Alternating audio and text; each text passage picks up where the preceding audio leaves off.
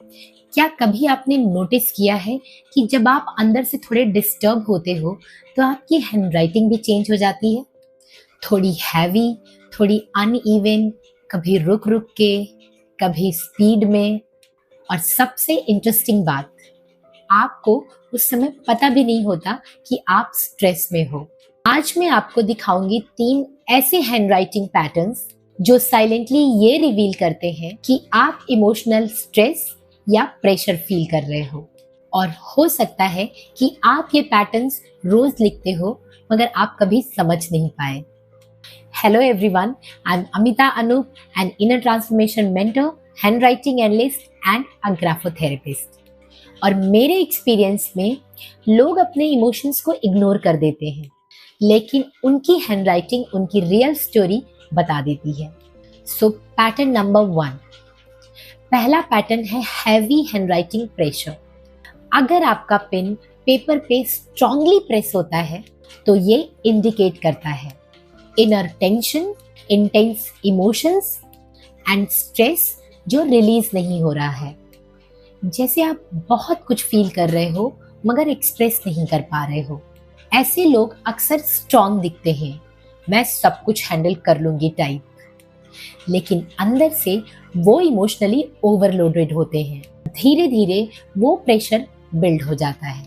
Second pattern है irregular size और spacing. कभी लेटर्स बड़े तो कभी छोटे, एंड कभी वर्ड्स क्लोज तो कभी फार दिखते हैं। और ये रिफ्लेक्ट करता है over thinking, emotional instability, mental restlessness. जैसे आपका माइंड एक जगह पे टिक ही नहीं पा रहा। पैटर्न नंबर 3, ब्रोकन या डिस्कनेक्टेड स्ट्रोक्स।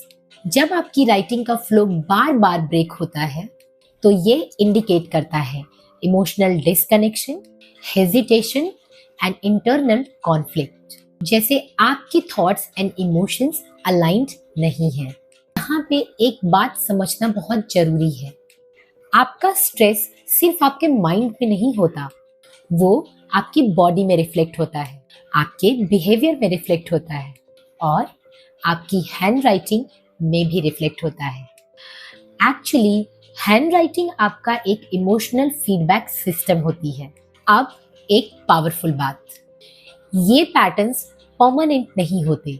जब आप कॉन्शियसली अपनी हैंडराइटिंग को इम्प्रूव करते हो या स्ट्रोक्स चेंज करते हो तो धीरे धीरे आपका इंटरनल इमोशनल पैटर्न्स भी चेंज होने लगते हैं।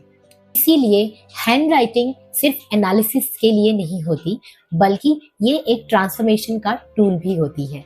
अब मैं आपसे एक क्वेश्चन पूछना चाहती हूँ, इन तीनों पैटर्न्स में से आपको कौन सा पैटर्न अपनी हैंडराइटिंग में दिख रहा है? कमेंट में जरूर बताइएगा। Is it a heavy pressure, broken strokes या अनइवन राइटिंग? अगर आप अपने इमोशनल पैटर्न्स को डीपली समझना चाहते हैं तो please subscribe to this channel. अगर आप चाहते हैं कि मैं पर्सनली आपकी हैंडराइटिंग एनालाइज करूं तो please reach out to me on my Instagram through DM। याद रखिए, आप जो लिखते हैं वो सिर्फ वर्ड्स नहीं होते, वो आपके इमोशनल स्टेट का मिरर होते हैं। अगर आपको ये वीडियो पसंद आया और हेल्पफुल लगा तो please like my video, subscribe to my channel and share it with your family and friends. Thank you so much for watching. Take care, bye bye.